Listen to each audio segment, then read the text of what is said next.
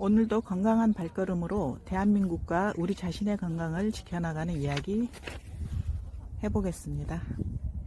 안녕하세요. 나들이랑 맨발 걷기 TV입니다. 윤 대통령 구속 취소 듣고 기쁜 마음으로 여러분들께 안정된 마음을 갖고 생활하실 수 있게 시국 및 국제정세 전문가인 유튜버 채널에서 추출하여 현 시국에 대한 말씀 올리도록 하겠습니다. 저와 함께 맨발 걷기 하시면서요.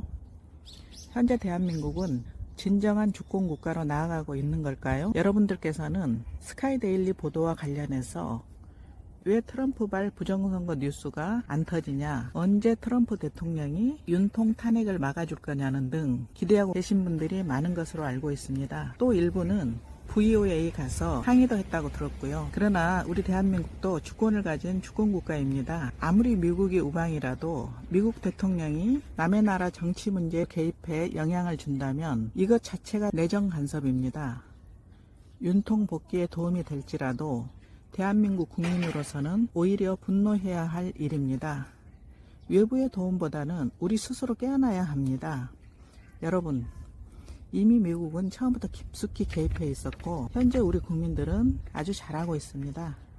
20대 30대 젊은이들, 미래를 이끌어갈 이들이 깨어나고 있기 때문입니다. 이번에 국민들이 성숙한 자유민주주의 시민의식과 단결된 힘으로 2025년 3월 1일에 부당하게 탄핵된 대통령 복귀를 위해 광화문에서 500만 명이 참석하여 제2의 3.1운동이 버금가게 자유민주주의를 수호하기 위해 친미국가임을 전세계에 표명했습니다. 저는 윤 대통령 복귀 이후에 트럼프 행정부와 함께 동북아 정세를 바꾸어 제4차 산업혁명의 밑그림이 되기 위한 정치 변동이 있을 것을 예상하며 기대하고 있습니다. 또 스카이데일리 뉴스와 관련된 문제도 이때 터지지 않을까 조심스럽게 지켜봅니다. 그리고 비상계엄 직후와 비교해서 현재 여론조사 뒤집히는 것을 보셨죠? 한 나라의 대통령이 자신의 목숨을 내놓고 무모하게 아무 계획도 없이 무턱대고 계엄을 했을까요? 한 2년 놀면서 지나면 평생 연금 받으며 대통령으로서의 혜택을 받고 부귀 영화를 누릴 수 있을 텐데 말이죠. 그런 대통령 자리에서 얼마나 많은 정보를 얻었을까요? 제가 지난 2023년도에 금은방에 놀러 간 적이 있었는데 여러 남자분들이 모여서 박근혜 대통령이 된 후로 국가를 다스려 보니 대한민국이 뿌리 밑둥까지 썩어 있어서 여자 대통령으로 할 수 있는 방법이 없다는 얘기들을 하길래 궁금했는데 지금 시국 돌아가는 것을 보니 이해가 됩니다. 왜 3명의 대통령들이 탄핵을 당했는지, 우리가 어떤 세뇌를 당했는지 돌아다 보게 되는 시점입니다. 여러분, 제가 지난 영상에서 대한민국의 4차 산업의 엄청난 번영과 미래가 기다리고 있다고 설명드렸죠. 그 미래는 미국과 손잡은 자유 대한민국이어야 합니다. 공산주의나 좌를 지향해서는 거대한 글로벌 투자 자금들이 산업에 필요한 투자를 안 하기 때문입니다. 입장을 바꿔서 생각하면 내정이 불안정하고 수시로 시위하는 나라에 여러분이라면 자신의 피 같은 돈을 투자할 수 있을까요? 항상 국내나 국제나 돈의 흐름을 보면 우리의 가야 할 길이 보입니다. 국민의힘이든 민주당이든 중요한 것은 누가 대한민국을 위한 법안을 내놓느냐입니다.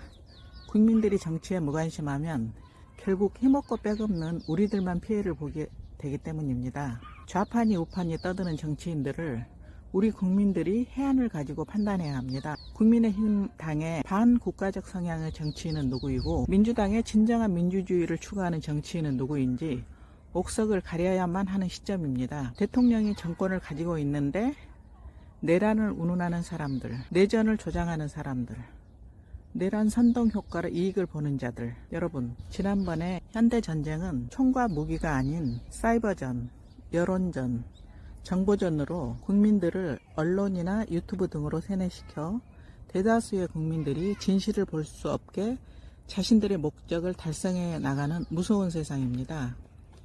내란이나 내전이 일어나면 힘 있는 사람들은 다 빠져나갑니다. 진정 피 흘리고 죽어나가는 것은 힘없는 우리 서민들 뿐입니다. 여러분, 선배들이 목숨 바쳐가며 이루어낸 민주주의이고 땀으로 이룬 경제 발전입니다. 이런 말이 있습니다. 돈이 너무 많거나 돈이 없는 사람은 정치에 무관심할 수밖에 없다고 합니다. 부자는 돈 관리하고 운영하느라 바쁘고 가난하면 하루하루 살아내야 해서 정치에 무관심한데, 문제는 중산층이라 합니다. 중산층은 경제적 시간적인 여유가 있어 자신의 삶과 정치에 관심을 갖기 때문이죠.